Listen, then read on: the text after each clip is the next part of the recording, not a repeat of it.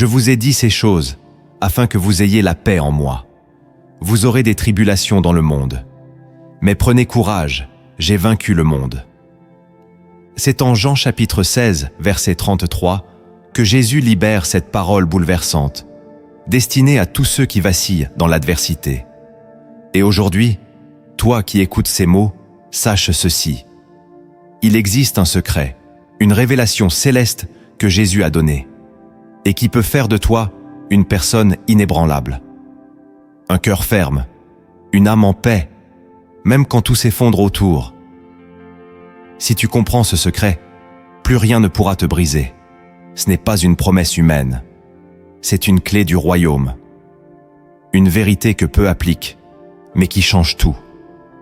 Es-tu prêt à marcher dans cette lumière, à découvrir ce que Jésus voulait que tu comprennes pour ne plus jamais chanceler? Avant d'aller plus loin, je t'invite à t'abonner à cette chaîne si ce n'est pas encore fait, et à liker cette vidéo pour aider ce message à toucher d'autres vies. Reste bien jusqu'à la fin, car une prière spéciale t'attend. Écris-moi en commentaire cette phrase que nous allons graver dans nos esprits. Ma force vient du ciel, rien ne pourra m'abattre. Ensemble, entrons maintenant dans les profondeurs de cette révélation que Jésus a confiée à ceux qui veulent marcher avec foi, puissance et résilience. Depuis les origines de l'Évangile, Jésus ne nous a jamais promis une vie sans douleur. Il n'a jamais dit que ceux qui croiraient en lui seraient épargnés par les tempêtes. Au contraire, dans Matthieu chapitre 7, verset 24, il affirme que l'homme sage est celui qui bâtit sa maison sur le roc. La pluie tombe, les torrents viennent, les vents soufflent, mais la maison ne s'écroule pas. Pourquoi? Parce qu'elle est fondée sur la parole. Voilà le fondement de toute résilience spirituelle. Une vie construite non sur les émotions, mais sur les paroles éternelles du Christ. Et dans Ésaïe chapitre 40, verset 31, le Seigneur déclare: « Mais ceux qui se confient en l'Éternel renouvellent leur force. Ils prennent le vol comme les aigles. Ils courent et ne se lassent point. Ils marchent et ne se fatiguent point. » Cette promesse n'est pas poétique. Elle est vivante. Elle est active. Elle est réelle. Pourtant, dans notre génération, cette vérité est souvent mal comprise. On pense que la foi nous protège de la douleur, alors qu'en réalité, elle nous donne la force de traverser la douleur sans être détruit. Jésus ne nous offre pas une vie facile, il nous offre une vie victorieuse. Une vie où les épreuves deviennent des tremplins. Une vie où chaque souffrance porte un sens. Dans les 2 Corinthiens chapitre 4 verset 8, Paul écrit: « Nous sommes pressés de toutes parts, mais non écrasés. » Voilà ce que Jésus a enseigné à ses disciples. Comment rester debout, même quand le monde entier cherche à nous faire tomber. Et c'est ce que nous allons explorer ensemble, pas à pas. Ce que Jésus a enseigné ne visait pas simplement à consoler nos douleurs, mais à nous rendre capables de traverser la vie sans être brisés.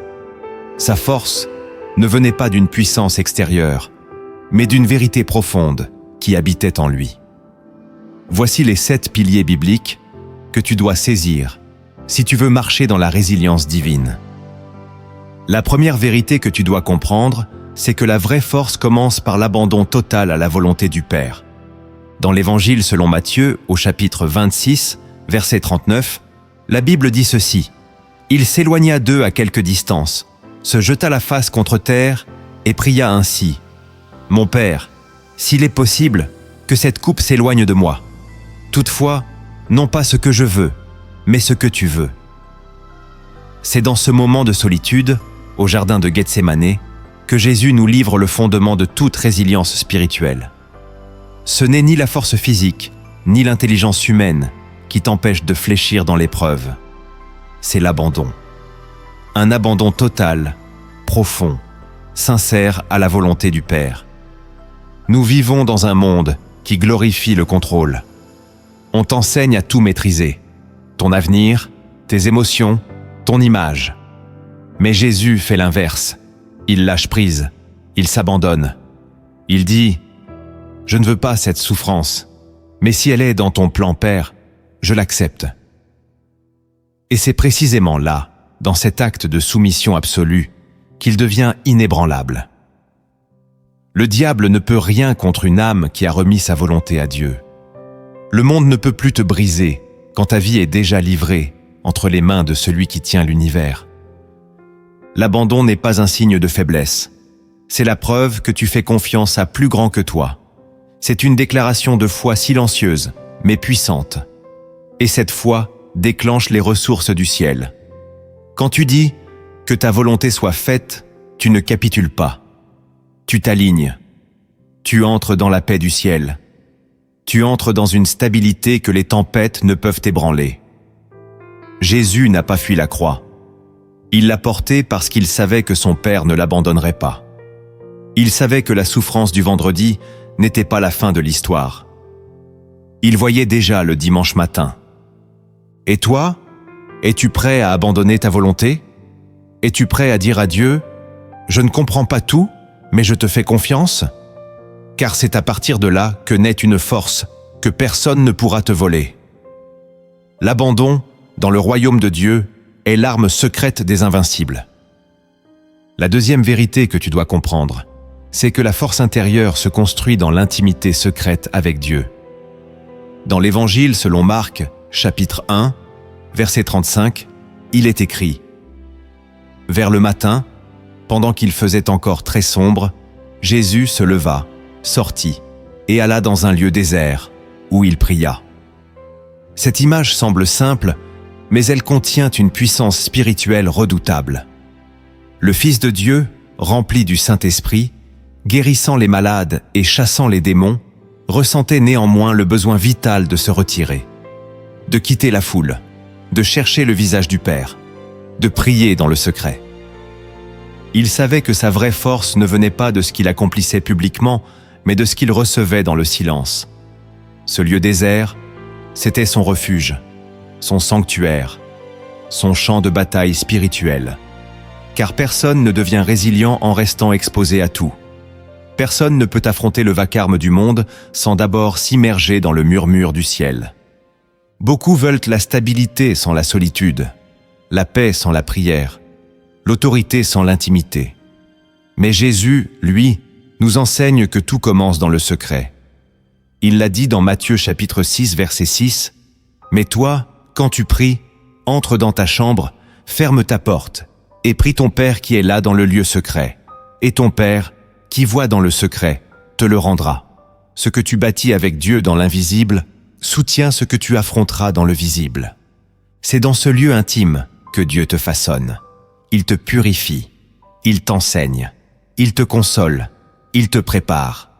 Il dépose en toi des paroles que personne ne t'a jamais dites. Il cicatrise des blessures que même le temps ne savait pas guérir.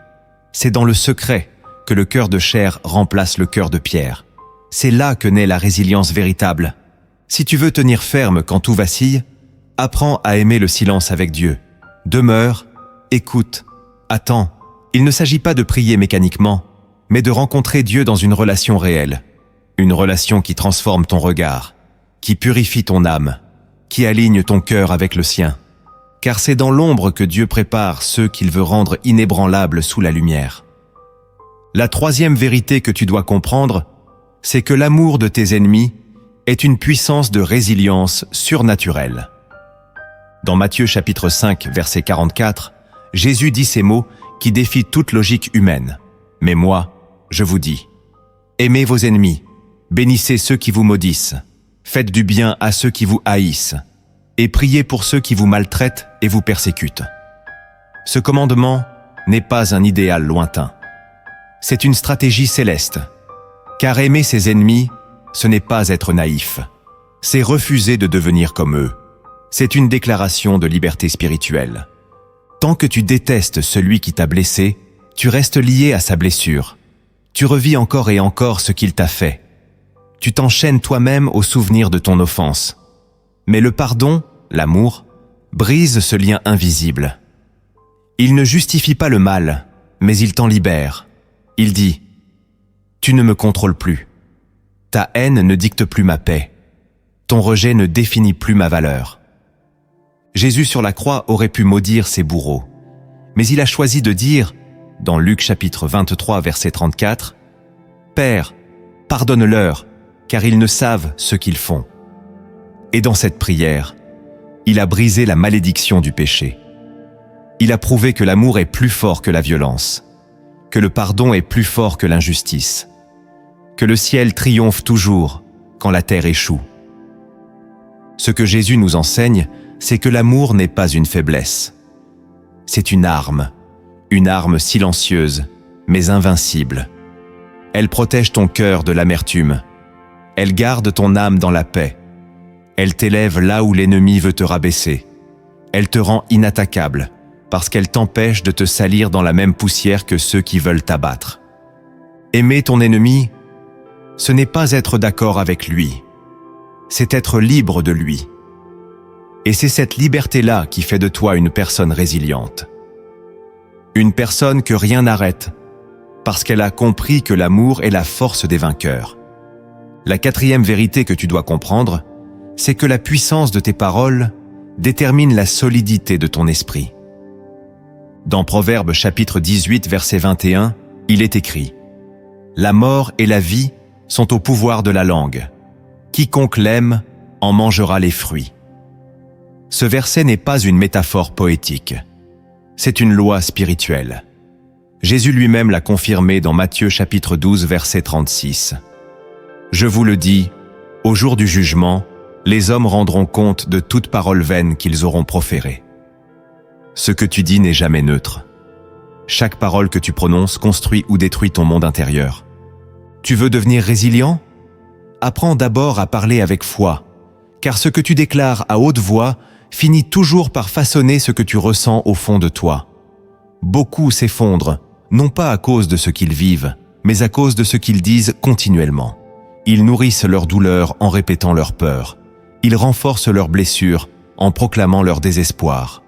Mais Jésus, lui, parlait à la tempête. « Silence, tais-toi !»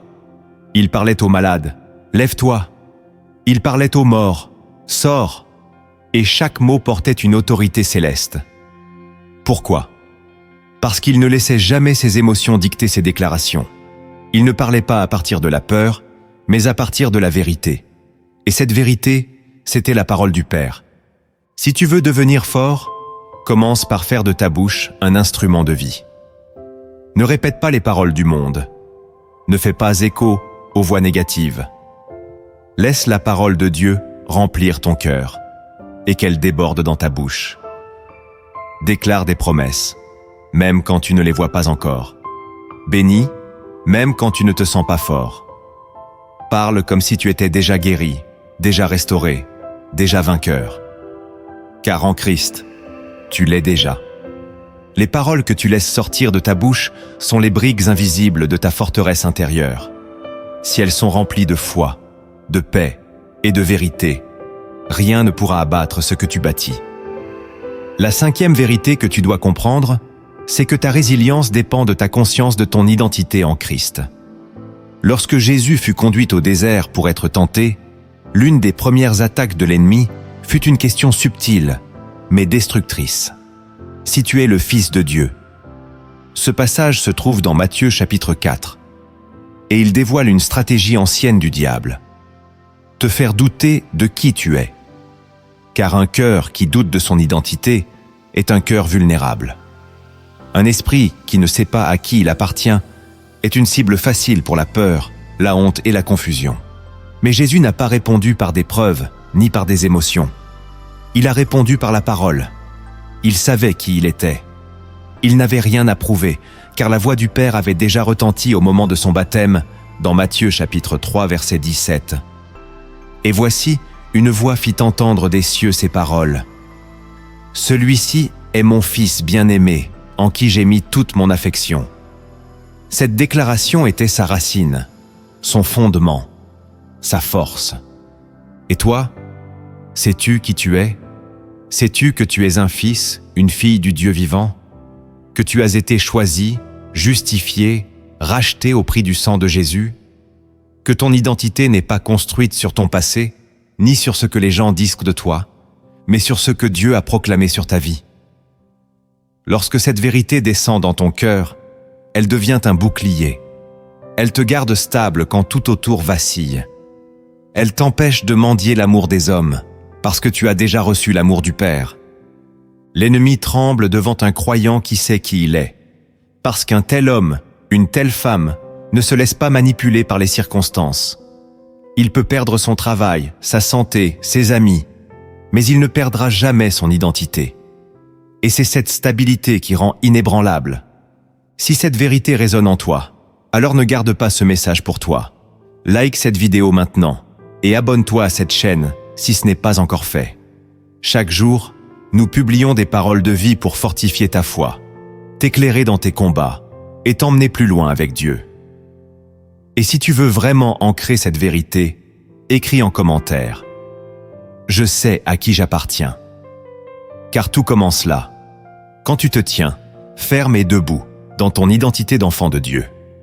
La 6e vérité que tu dois comprendre, c'est que la vision de l'éternité donne une force que rien sur terre ne peut éteindre. Jésus n'a jamais été prisonnier de l'instant. Il vivait chaque moment avec une conscience céleste. Même devant la croix, il gardait les yeux levés vers la gloire à venir. Dans l'Épître aux Hébreux, chapitre 12, verset 2, il est écrit « Jésus, qui en échange de la joie qui lui était réservée, a souffert la croix, méprisé l'ignominie, et s'est assis à la droite du trône de Dieu. Voilà la clé, la joie qui lui était réservée. » Jésus a enduré l'inimaginable, parce qu'il voyait au-delà. Il ne se limitait pas à la souffrance présente. Il contemplait la victoire future. Tu veux être fort dans l'épreuve? Alors élève ton regard. Sors du cercle étroit de ce que tu ressens maintenant. Regarde avec les yeux de l'éternité. Les douleurs d'aujourd'hui ne sont pas la fin. Les pertes, les déceptions, les trahisons, les larmes, tout cela est réel, mais tout cela est passager. Paul l'écrit dans 2 Corinthiens chapitre 4 verset 17. « Car nos légères afflictions du moment présent produisent pour nous, au-delà de toute mesure, un poids éternel de gloire. Cette perspective change tout. Quand tu vis pour cette terre seulement, chaque blessure semble définitive. Chaque échec devient une tragédie. Chaque rejet te semble insupportable. Mais quand tu sais que ta vie est cachée en Christ, que ton nom est inscrit dans le livre de vie, que ton avenir est déjà entre les mains du roi des rois, alors tu traverses même les flammes sans perdre ton chant. Jésus voyait la gloire du royaume, et c'est pour cela qu'il pouvait pardonner. Il voyait les rachetés, et c'est pour cela qu'il pouvait souffrir. Il voyait l'éternité, et c'est pour cela qu'il pouvait mourir sans perdre la paix. Et toi, quelle est ta vision? Que vois-tu au-delà de tes larmes? Si tu veux tenir debout, regarde plus loin. Regarde plus haut, car ce que tu vois détermine ce que tu supportes. Et plus tu vois loin, plus tu pourras avancer, sans jamais fléchir. La 7e vérité que tu dois comprendre, c'est que la joie en Christ est une source surnaturelle de force intérieure. Trop souvent, les croyants cherchent la joie dans les bénédictions visibles, la réussite, la guérison, la provision. Mais Jésus, lui, portait une joie qui ne dépendait d'aucune circonstance. Il dit dans Jean chapitre 15, verset 11, « Je vous ai dit ces choses, afin que ma joie soit en vous, et que votre joie soit parfaite. » Il ne parle pas ici d'une simple bonne humeur passagère. Il parle d'une joie parfaite, divine, stable, enracinée dans sa présence. Cette joie-là, c'est une arme spirituelle. C'est une flamme que les vents de l'adversité ne peuvent pas souffler. C'est une lumière intérieure que même les ténèbres extérieures ne peuvent éteindre. Et cette joie n'est pas une option. Elle est un fruit du Saint-Esprit, comme le dit Galates, chapitre 5, verset 22. Elle fait partie de ton héritage en Christ. Ne te laisse pas voler cette joie, car c'est dans cette joie que tu trouves la force. Néhémie, chapitre 8, verset 10 déclare « Ne vous affligez pas, car la joie de l'Éternel est votre force. » Là est le secret. L'ennemi ne cherche pas seulement à te faire tomber, il cherche à voler ta joie, car il sait qu'un cœur joyeux peut tout supporter. Il sait qu'un croyant qui chante même dans la tempête est un danger pour son royaume. Regarde Paul et Silas, enfermés dans une prison, battus, enchaînés, et pourtant, Ils chantaient. Et c'est cette louange, cette joie, cette foi scandaleuse qui a fait trembler les fondations de la prison. Car la joie en Christ n'est pas naturelle. Elle est céleste. Elle dépasse l'entendement. Elle contredit les circonstances. Et elle ouvre les cieux. Ne laisse pas les soucis de ce monde étouffer cette source. Entretiens-la. Nourris-la dans la prière, dans la louange, dans la reconnaissance. Même au milieu des larmes, choisis la joie. Même au cœur de la perte, proclame la vie. Car cette joie, personne ne peut te l'arracher. Jésus l'a mise en toi. Et tant qu'elle brûle, tu seras debout. Voilà pourquoi, même si le monde chancelle, même si tout semble te faire plier, tant que la joie du Seigneur demeure en toi, plus rien ne pourra te briser. Tu as entendu les fondations visibles. Mais il existe des choses que Dieu ne révèle qu'à ceux qui cherchent plus loin, plus profondément, dans le silence et l'obéissance. 5 mystères spirituels, dissimulés dans l'Écriture, attendent d'être découverts. Et quand ils sont révélés, ils changent radicalement ta manière de résister aux tempêtes. Premier mystère caché. L'espérance dans la promesse te soutient davantage que la délivrance immédiate. Dans l'Épître aux Romains, chapitre 8, verset 24, il est écrit « Car c'est en espérance que nous sommes sauvés. Or l'espérance qu'on voit n'est plus espérance. Ce qu'on voit, peut-on l'espérer encore ?» Cette parole bouleverse la logique humaine. Elle nous révèle que Dieu n'a jamais prévu que notre stabilité intérieure dépende des choses visibles. Elle repose au contraire sur l'espérance, une force mystérieuse, invisible, qui nous rattache à ce que Dieu a promis, même si nos yeux ne le voient pas encore. C'est là que réside un mystère redoutable. Ce n'est pas la délivrance immédiate qui rend ton âme solide, mais l'espérance vivante. L'attente, nourrie par la foi, façonne en toi une force que l'accomplissement ne peut pas produire. Regarde Abraham. Dans l'Épître aux Romains, chapitre 4, verset 18, il est écrit « Espérant contre toute espérance, il crut, en sorte qu'il devint père d'un grand nombre de nations, selon ce qui lui avait été dit, telle sera ta postérité. » Abraham n'a pas été fort après avoir vu le miracle. Il est devenu fort pendant l'attente. C'est l'espérance qu'il a établie. Dieu agit ainsi, non pas pour te faire souffrir, mais pour te rendre incassable. Quand tu espères dans la promesse, jour après jour, sans signe visible, quelque chose de surnaturel se bâtit en toi. Ton âme apprend la stabilité, ta foi devient indépendante des circonstances. Ton cœur s'enracine dans la voix de Dieu, pas dans ce que tu ressens. Dans l'Épître aux Hébreux, chapitre 10, verset 36, il est écrit « Car vous avez besoin de persévérance, afin qu'après avoir accompli la volonté de Dieu, vous obteniez ce qui vous est promis. » Voilà pourquoi Dieu tarde parfois. Non pas parce qu'il ne t'a pas entendu, mais parce qu'il façonne en toi une stature que la délivrance immédiate ne produirait jamais. Il te prépare à porter la bénédiction sans qu'elle te détruise. Il forme ton caractère pour que tu sois capable de recevoir ce qu'il a préparé. Ce mystère, peu le comprennent. Le monde prie pour l'immédiat. Dieu, lui, construit l'éternel. Il est le maître du temps. Et ce qu'il retarde, il le sanctifie. Il ne veut pas seulement t'exaucer, il veut t'endurcir dans la foi. Il veut que ton espérance devienne une flamme qui ne s'éteint jamais, même dans l'obscurité. Alors, ne baisse pas les bras parce que la réponse tarde. Ne maudis pas Dieu parce que tu ne vois rien venir.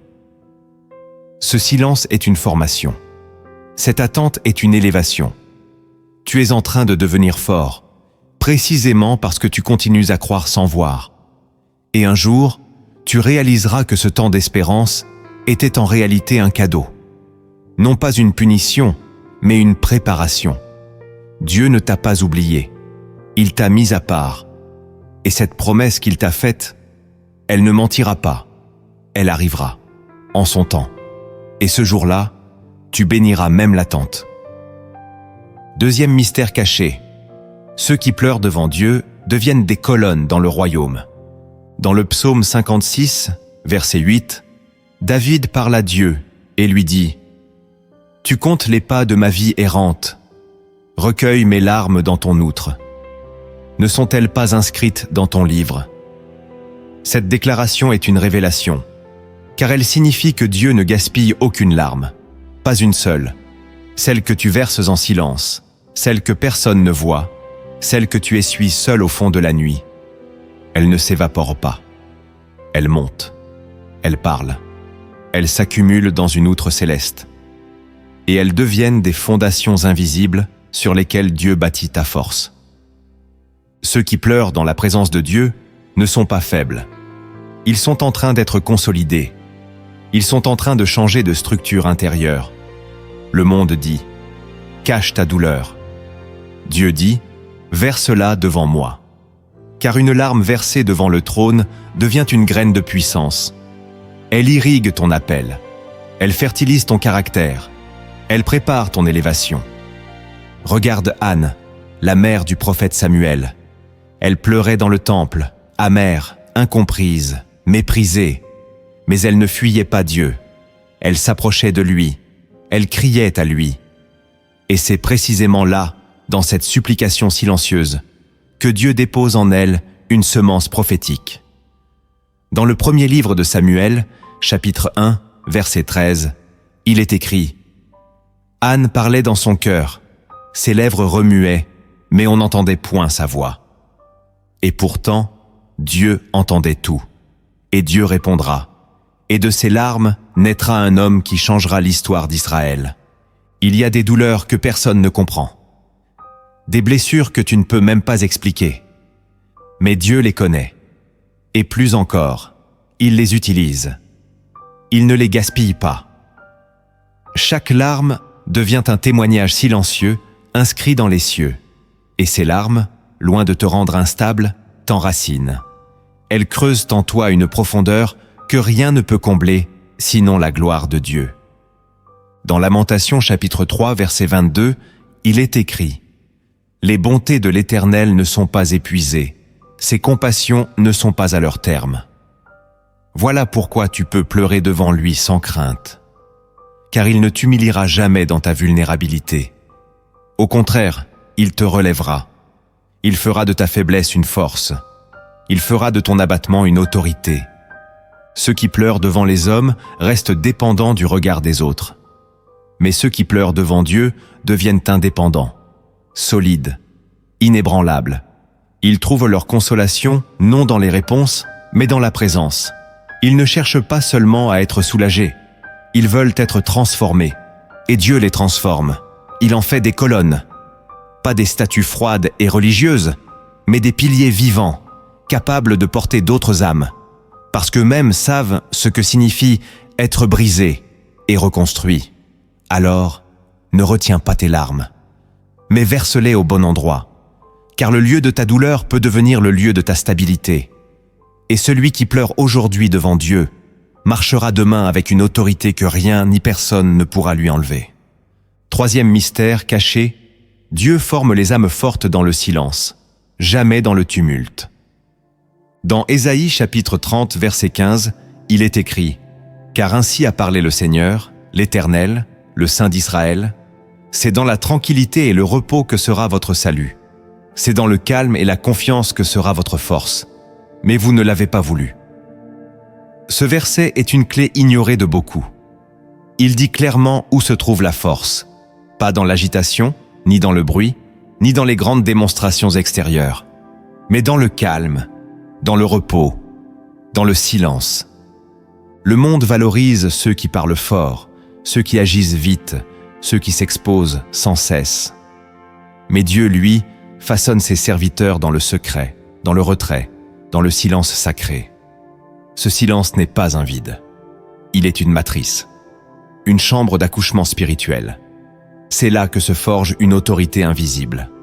C'est là que Dieu forme les hommes et les femmes qui tiendront debout quand tout s'écroulera. Moïse a passé 40 années dans le désert, loin des regards, à s'occuper de brebis. C'est là que Dieu l'a formé. Ce n'est pas en Égypte, parmi les puissants, qu'il a appris à entendre la voix de Dieu. C'est dans le silence des collines, sous le ciel nu, sans applaudissements, sans public. Et c'est là que Dieu l'a appelé depuis le buisson ardent. David aussi. Avant d'être roi, il était berger. Seul avec les moutons, avec pour seule audience les étoiles. C'est là qu'il a appris à chanter pour Dieu. C'est là qu'il a combattu l'ours et le lion. Et c'est ce silence qui l'a rendu fort. Ce n'était pas l'épée de Goliath qui a fait de David un homme fort. C'était l'adoration solitaire dans les champs. Même Jésus, le Fils de Dieu, avant chaque grande décision, se retirait. Il se mettait à l'écart. Il passait des nuits entières à prier seul, loin de la foule. Il enseignait en public, mais il recevait dans le secret. Il guérissait les autres en journée, mais il se restaurait en silence, la nuit. C'est ce rythme, cette discipline de retrait, qui alimentait sa puissance publique. Il faut du courage pour affronter les foules. Mais il faut une force bien plus grande pour affronter le silence. Car dans le silence, tu ne peux plus fuir. Tu dois écouter. Tu dois affronter tes pensées, tes blessures, tes doutes. Et c'est là que Dieu parle. Pas dans les éclairs, pas dans les tremblements, mais dans la voix douce et subtile, comme celle qu'Élie a entendue sur la montagne. Si tu veux devenir solide, apprends à aimer les moments où Dieu te retire. Ne les redoute pas. Ils ne sont pas un rejet, ils sont une consécration. Ce sont dans ces moments où plus rien ne fait de bruit que ta foi se met à résonner. Ce sont dans ces saisons de désert que Dieu grave sur ton âme les mots qu'il ne confie qu'aux intimes. Le silence de Dieu n'est jamais vide. Il est plein de préparation. Il ne te parle pas fort, parce qu'il veut que tu t'approches. Et quand tu choisis de ne plus fuir ce silence, tu entres dans une profondeur que le monde ne peut ni comprendre ni voler. C'est là que naît la force, la vraie. Quatrième mystère caché. Le brisement est l'étape sacrée avant toute multiplication. Dans Jean chapitre 12, verset 24, Jésus déclare « en vérité, je vous le dis, si le grain de blé qui est tombé en terre ne meurt, il reste seul, mais s'il meurt, il porte beaucoup de fruits. » Ce n'est pas une parabole poétique, c'est une loi du royaume. Dans l'économie divine, il n'y a pas de multiplication sans mort préalable, pas de gloire sans passage par la croix, pas de résurrection sans brisement. Ce mystère est difficile à accepter pour la chair, mais il est porteur d'une puissance céleste. Dieu n'utilise jamais un vase sans l'avoir d'abord brisé, non pas pour l'écraser, mais pour le reconstruire à son image. Le brisement n'est jamais une fin. C'est toujours une transition. C'est une étape sacrée, douloureuse mais féconde, entre ce que tu étais et ce que tu vas devenir. Regarde la vie de Joseph, vendu par ses frères, accusé injustement, enfermé dans une prison égyptienne. Il aurait pu croire que Dieu l'avait oublié, mais en réalité, Dieu le brisait pour mieux le propulser. Et quand le temps fut venu, il fut élevé au rang de gouverneur, non parce qu'il avait échappé à la douleur, mais parce qu'il avait été formé par elle. La croix de Christ est l'image la plus puissante de ce mystère. Avant que le salut soit offert à l'humanité, il a fallu que le Fils de Dieu soit brisé, son corps meurtri, son âme oppressée, son esprit livré. Ce brisement n'était pas une défaite. C'était le prélude de la victoire. Ce n'était pas la fin. C'était l'ouverture d'une ère nouvelle. Et aujourd'hui, c'est à travers cette même logique que Dieu agit encore avec ceux qu'il aime. Le problème, c'est que nous fuyons le brisement. Nous l'interprétons comme un échec, comme une punition, comme un abandon. Mais dans le regard de Dieu, le brisement est un honneur. Il signifie qu'il t'a choisi pour porter plus. Il signifie qu'il voit en toi une capacité de fécondité que tu ignores encore. Et pour que cette fécondité jaillisse, il doit faire tomber ce qui est dur, orgueilleux, trop sûr de soi.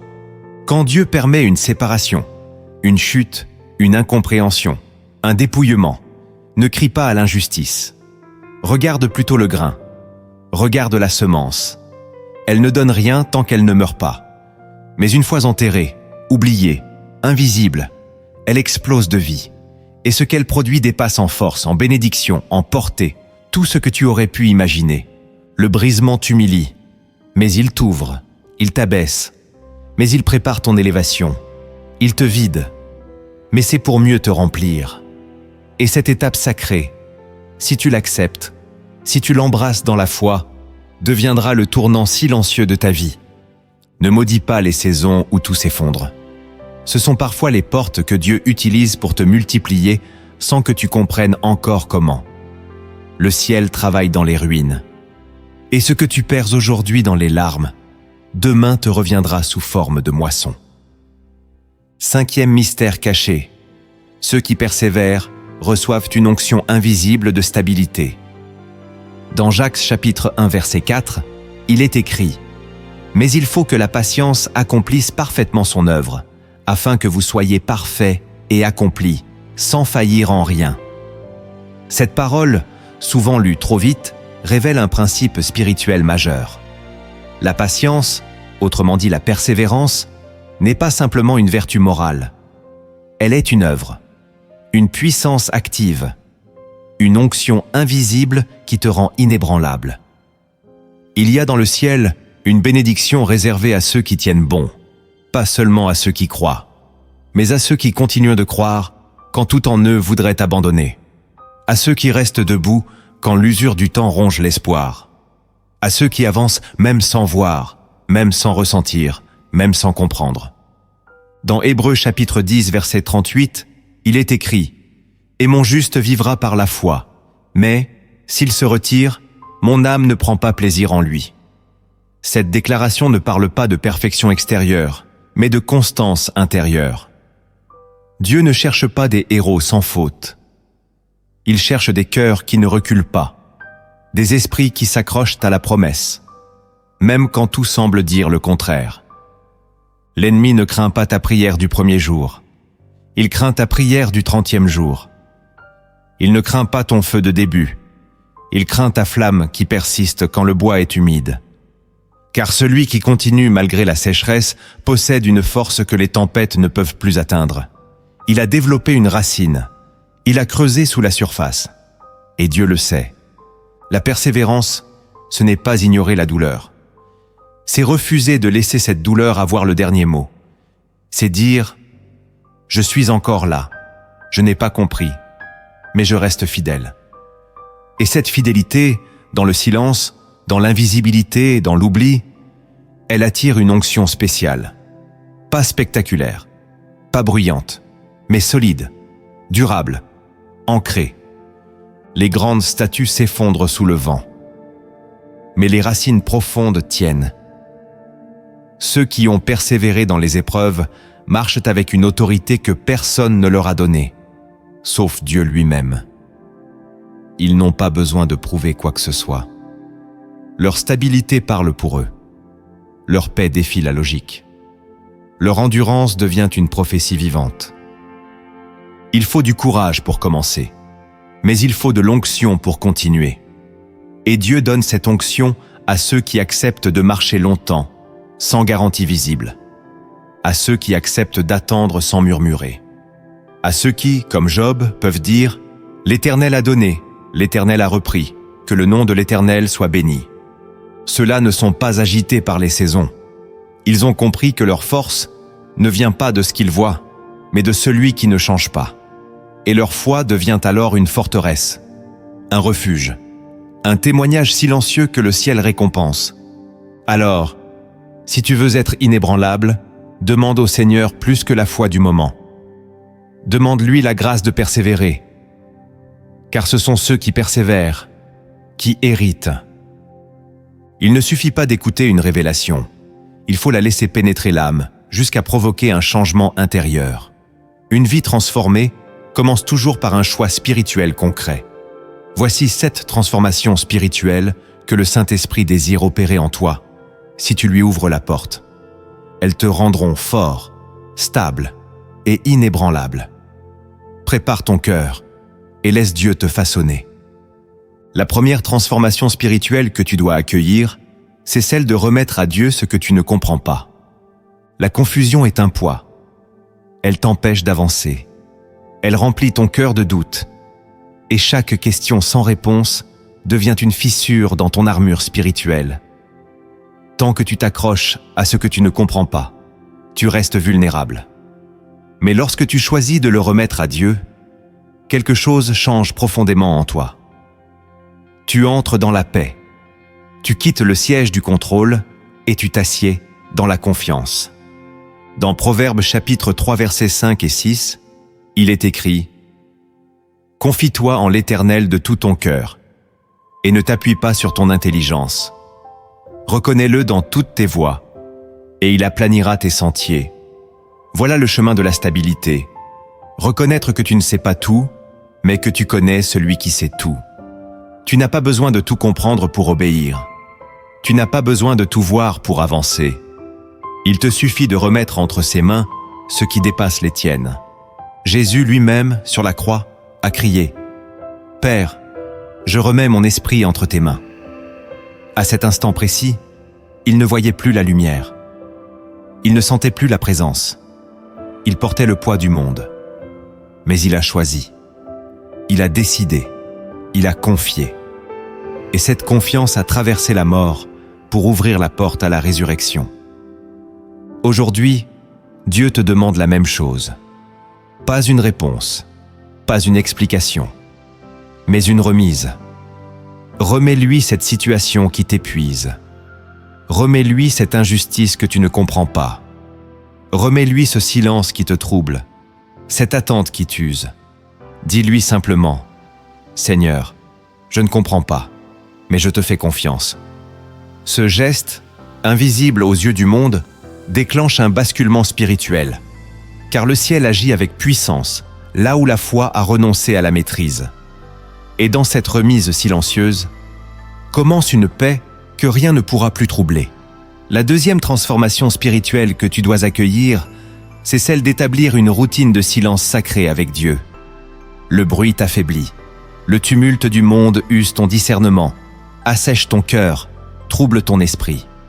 Tu es bombardé chaque jour par des informations, des notifications, des paroles humaines. Mais quand as-tu réellement écouté la voix du ciel? Car c'est dans le silence, et dans le silence seulement, que Dieu se révèle pleinement. Dans le premier livre des Rois, chapitre 19, versets 11 et 12, Dieu dit à Élie « Sors et tiens-toi dans la montagne devant l'Éternel. » Et voici, l'Éternel passa. Et devant l'Éternel, il y eut un vent fort et violent. Mais l'Éternel n'était pas dans le vent. Après le vent, un tremblement de terre, mais l'Éternel n'était pas dans le tremblement de terre. Après le tremblement, un feu, mais l'Éternel n'était pas dans le feu. Et après le feu, un murmure doux et léger. Et c'est là, dans ce murmure, que Dieu était. Tu veux devenir fort, inébranlable? Alors tu dois apprendre à aimer ce murmure. Et pour cela, tu dois établir un espace, un moment, une discipline.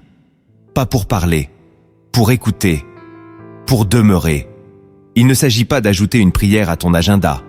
Il s'agit de créer une chambre intérieure où seul Dieu entre. Une zone sacrée où ton âme peut respirer, se déposer, se restaurer. Ce silence sacré est un acte d'amour. Tu dis à Dieu, je mets tout de côté, juste pour t'écouter. Et dans ce choix, dans cette fidélité simple, Dieu t'enseigne, te façonne, te stabilise. Car ce que tu entends dans le secret devient ton ancrage dans la tempête. Jésus le faisait. Très tôt le matin, il se retirait. Il sortait des foules, des miracles, des attentes des hommes, pour se reconnecter au Père. Sa puissance publique venait toujours de son intimité privée. Et toi, c'est là aussi que tu recevras la clarté, la paix, la direction. Pas dans les cris, dans le calme, pas dans la rapidité, dans la constance. Commence petit. 5 minutes sans distraction, un coin tranquille, une Bible ouverte, un cœur disponible. Et reste là. Ne cours pas. Laisse Dieu t'habiter. Laisse son silence te remplir. Tu verras. Plus tu établiras ce rendez-vous sacré avec le ciel, plus tu deviendras stable sur la terre. La troisième transformation spirituelle que tu dois accueillir, c'est celle de bénir ceux qui t'ont blessé, en les nommant devant Dieu. Cette transformation est l'une des plus radicales, mais aussi l'une des plus libératrices. Car tant que tu gardes dans ton cœur le nom de celui qui t'a trahi, offensé ou humilié, sans jamais le remettre à Dieu, tu restes lié à cette blessure. Tu revis encore et encore la scène, le mot, la trahison. Et chaque fois que tu y penses, c'est comme si la plaie se rouvrait. Mais Jésus, lui, a montré un autre chemin. Cloué à la croix, sa chair déchirée, son souffle raccourci, il a trouvé la force de prononcer ces mots. « Père, pardonne-leur, car ils ne savent ce qu'ils font. » Luc chapitre 23, verset 34. Il ne les a pas bénis de loin. Il les a bénis en direct, devant Dieu. Il a mis leur nom, leur ignorance, leur offense, dans la lumière du Père. Et c'est ce que tu dois apprendre à faire. Ce n'est pas un simple pardon théorique. C'est une offrande.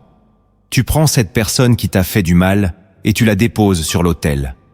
Tu la nommes, tu la confies, tu la bénis, non parce qu'elle le mérite, mais parce que toi, tu refuses de rester esclave de sa blessure.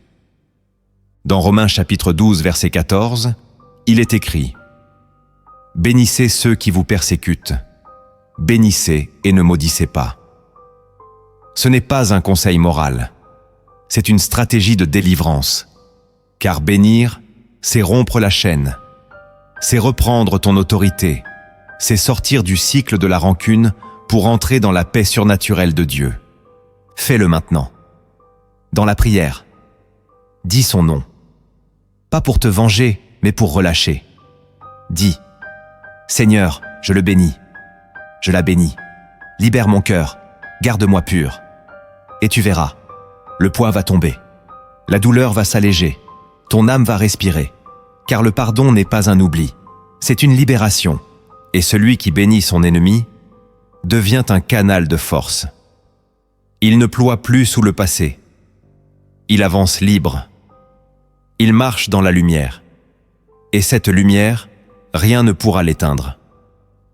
La quatrième transformation spirituelle que tu dois accueillir, c'est celle de transformer ton langage intérieur en parole de vie. Le plus grand combat ne se joue pas à l'extérieur. Il se passe dans tes pensées, dans les mots que tu te dis à toi-même chaque jour. Ce dialogue intérieur que personne n'entend, mais que Dieu, lui, écoute.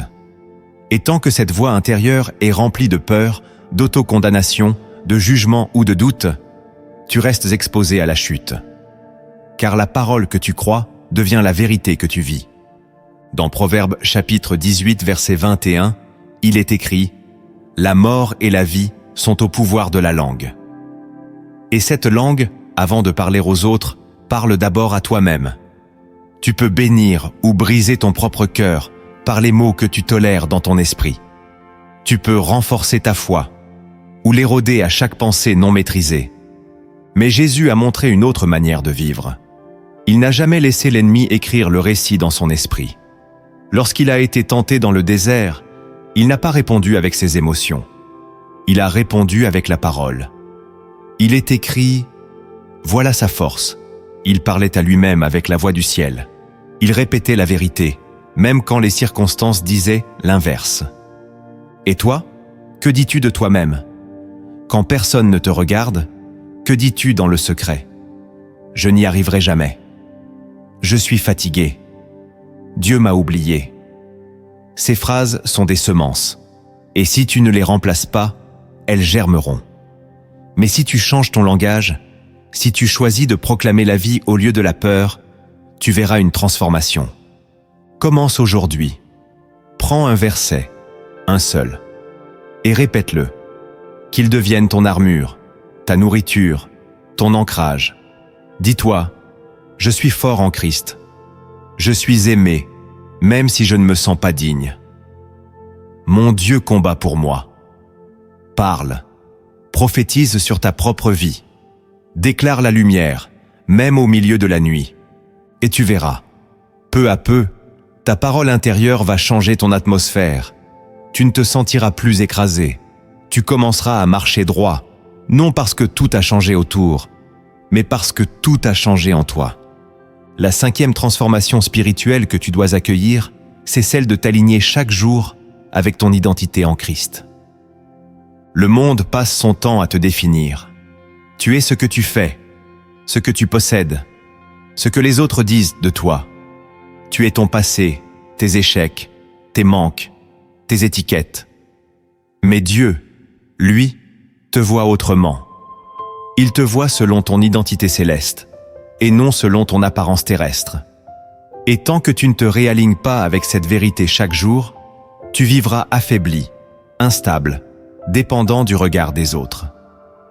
Dans Jean chapitre 1 verset 12, il est écrit « Mais à tous ceux qui l'ont reçu, à ceux qui croient en son nom, elle a donné le pouvoir de devenir enfants de Dieu. » C'est là ton identité première. Tu n'es pas défini par ton passé, ni par ta situation actuelle. Tu es enfant du Très-Haut, héritier du royaume, temple vivant du Saint-Esprit. Et cette vérité n'est pas symbolique. Elle est spirituellement réelle. Mais comme un soldat qui oublie qu'il est en mission, tu peux vivre comme si tu étais abandonné, perdu, inutile. Le diable le sait. Alors il essaiera de t'arracher cette conscience chaque jour, comme il l'a fait avec Jésus dans le désert. Si tu es le Fils de Dieu, il voulait semer le doute. Mais Jésus n'a pas discuté, il n'a pas argumenté, il s'est ancré dans la parole du Père. Toi aussi, tu dois faire ce choix, chaque jour, au réveil, dans la prière, dans le silence. Te rappeler qui tu es, non pas selon tes émotions, mais selon l'Écriture. Dire « Je suis fils du roi, je suis fille du ciel, je suis racheté, je suis envoyé. » Car ce que tu proclames sur ton identité devient ton socle. Et ce socle, personne ne pourra le détruire. Dans Romains chapitre 8, verset 16, il est écrit « L'Esprit lui-même rend témoignage à notre esprit que nous sommes enfants de Dieu. » C'est ce témoignage intérieur que tu dois nourrir. Entretiens-le, proclame-le, célèbre-le. Car c'est ton identité qui te donne la force de marcher avec autorité, même quand tu ne vois pas encore la victoire. Et quand tu es ancré dans qui tu es, rien ni personne ne peut plus te faire tomber. La 6e transformation spirituelle que tu dois accueillir, c'est celle d'ancrer ta joie dans ce qui ne change pas. Tant que ta joie dépend de ce qui peut être perdu, elle restera fragile. Tant qu'elle repose sur les gens, les circonstances, les résultats visibles, elle montera et descendra au rythme des saisons. Mais Dieu ne t'a pas appelé à une joie passagère. Il t'a promis une joie complète, enracinée dans ce qui est éternel. Une joie que rien sur terre ne peut voler, car elle ne vient pas de la terre. Dans Jean chapitre 15, verset 11, Jésus dit « Je vous ai dit ces choses, afin que ma joie soit en vous, et que votre joie soit parfaite. » Cette joie-là ne dépend pas des bonnes nouvelles. Elle est fondée sur la présence de Jésus lui-même. Il te la donne, pas comme un sentiment, mais comme un héritage. Et cet héritage, tu dois le défendre, l'entretenir, l'activer. Car la joie du Seigneur n'est pas une décoration de l'âme. Elle est une force. Dans Néhémie chapitre 8, verset 10, il est écrit « Ne vous affligez pas, car la joie de l'Éternel est votre force. » Voilà pourquoi le diable veut voler ta joie. Parce qu'il sait que tant que tu la gardes, tu restes fort. Tu peux tout perdre. Mais si tu gardes la joie du ciel, tu es encore debout. Car cette joie, c'est une résistance spirituelle.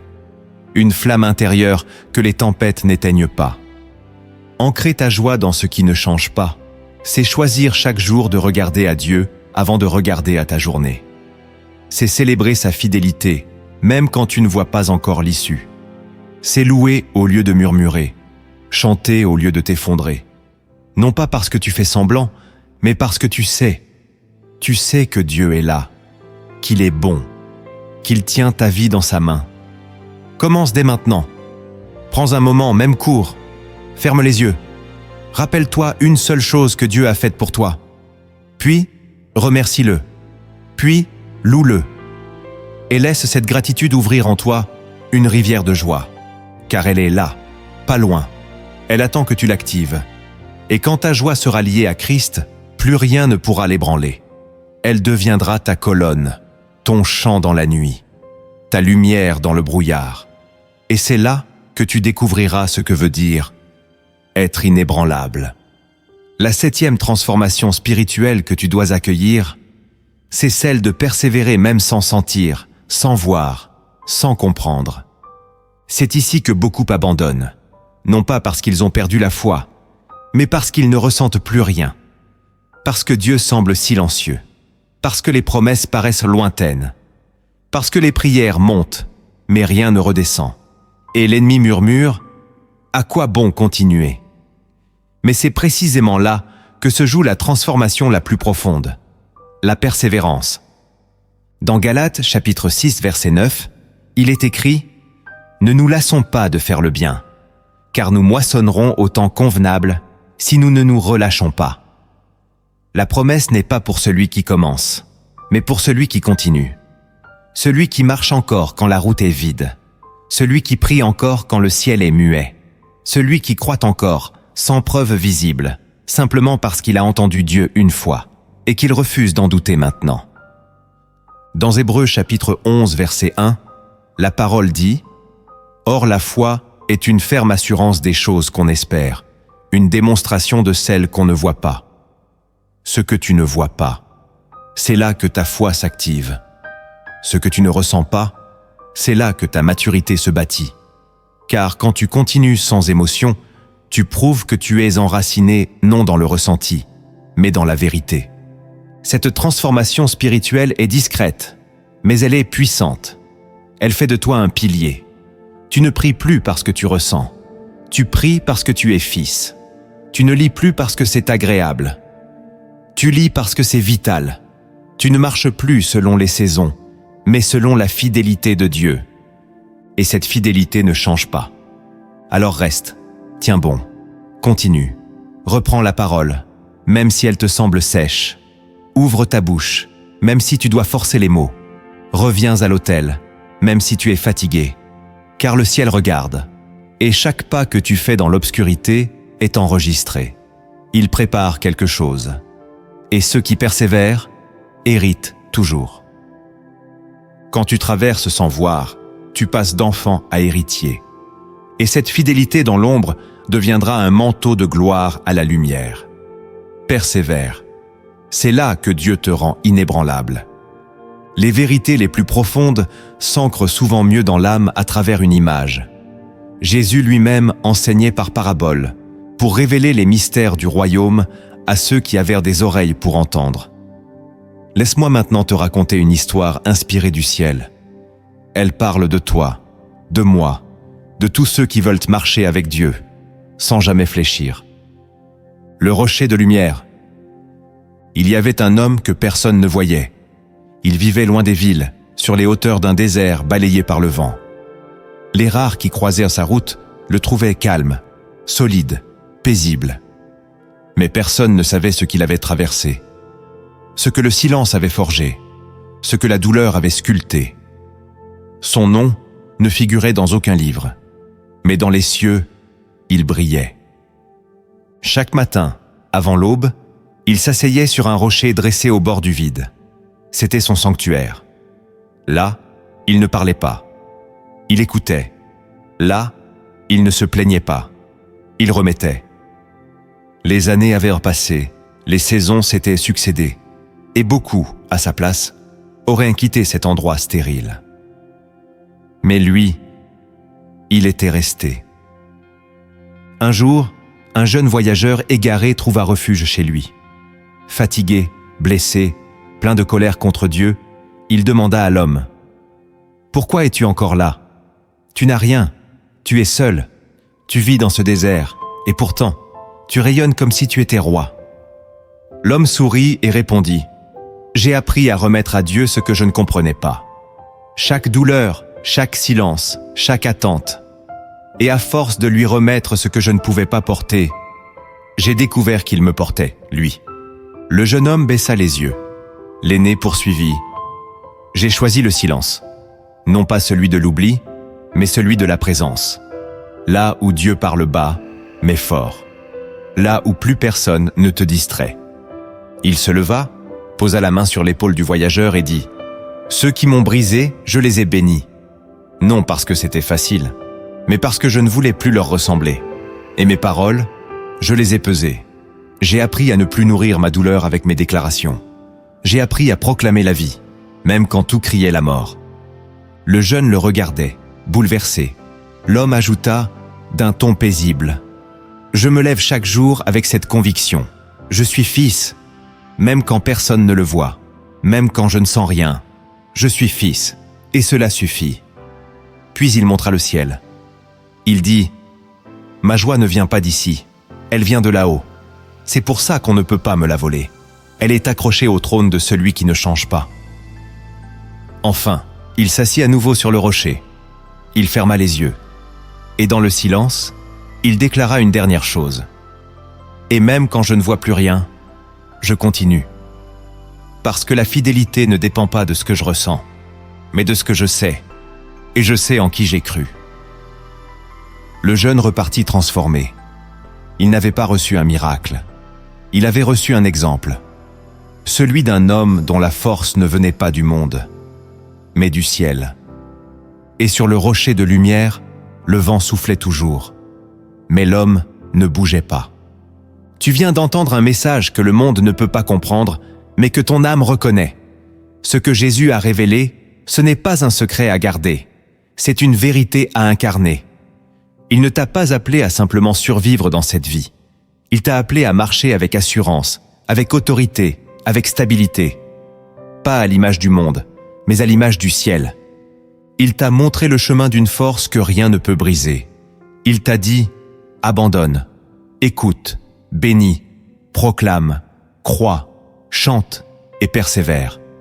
Non comme des efforts religieux, mais comme des mouvements d'un cœur transformé par l'esprit.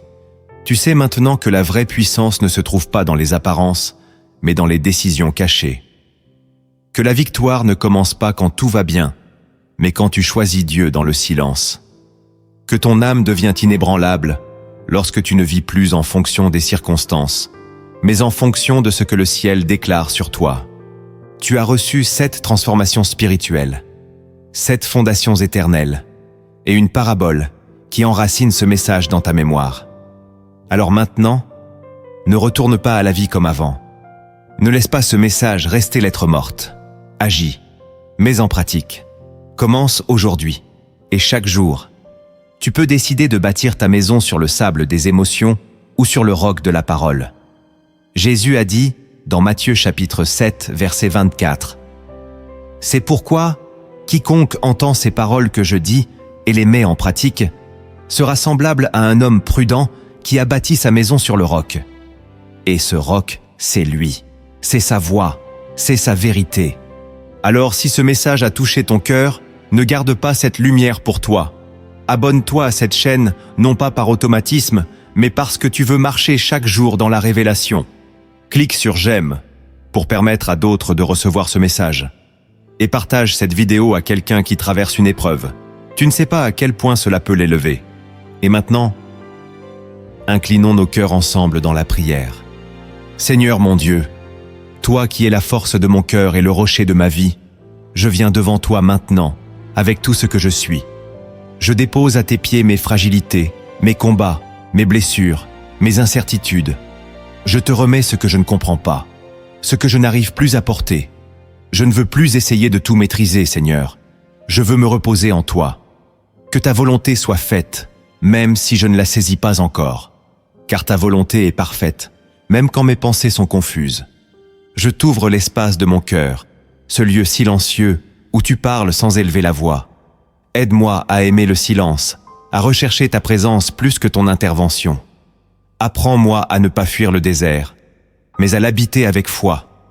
Que chaque matin, je retrouve ce lieu secret avec toi, et que ce lieu devienne mon refuge, mon équilibre, mon rocher. Seigneur, je te remets ceux qui m'ont blessé. Je les bénis par leur nom, même si ma chair résiste. Libère mon cœur de toute amertume, de tout esprit de revanche, de tout désir caché de justification. Je ne veux pas ressembler à ceux qui m'ont blessé. Je veux marcher dans ta lumière. Je choisis de bénir là où j'ai été maudit, de relâcher là où j'ai été trahi, car ton pardon me libère, et je choisis de pardonner pour être libre. Purifie aussi ma langue, Seigneur. Trop souvent, j'ai parlé contre moi-même. Trop souvent, j'ai déclaré la défaite au lieu de proclamer la vie. Aujourd'hui, je décide de transformer mon langage intérieur. Remplis ma bouche de ta parole, que mes déclarations soient celles du ciel. Que mes mots deviennent des armes d'encouragement, des semences de paix, des flèches de vérité. Que je parle comme un fils du royaume, et non comme un captif de la peur. Rappelle-moi chaque jour qui je suis. Je refuse d'être défini par mes erreurs, mes failles, mes doutes. Je suis ton enfant. Je suis aimé, racheté, choisi. Je suis appelé, protégé, destiné. Je suis une pierre vivante dans ton édifice. Et même si le monde ne me voit pas, tu me vois. Et cela suffit. Seigneur, je veux choisir la joie. Non pas une joie de façade, mais une joie enracinée dans ton amour. Une joie qui persiste même dans la nuit. Une joie qui résiste même aux tempêtes. Car je sais que tu es fidèle, même quand je ne le ressens pas. Apprends-moi à louer quand j'ai mal, à adorer quand je doute, à danser même quand je pleure. Que ma joie devienne une force, un cri silencieux qui proclame « Mon Dieu règne ». Et enfin, donne-moi de persévérer. Je ne veux plus marcher avec toi seulement quand tout va bien. Je veux marcher avec toi jusqu'au bout. Quand je ne sens rien, quand je ne vois rien, quand tout semble s'éteindre, donne-moi la grâce de continuer, d'aimer ta parole, de prier même fatigué, d'attendre, non pas passivement, mais avec foi, car je crois que tu es le Dieu qui récompense ceux qui le cherchent. Établis-moi, Seigneur, affermis-moi, enracine-moi. Je ne veux pas être une feuille portée par le vent. Je veux être un arbre planté près des eaux vives. Que mes racines plongent dans ta vérité, que mon tronc se redresse dans ta justice, et que mes fruits glorifient ton nom. Je te rends toute la gloire, et je te consacre ma vie, car je veux vivre non comme un spectateur du royaume, mais comme un fils fidèle, inébranlable, non par ma force, mais par ta grâce. Au nom de Jésus-Christ, Amen.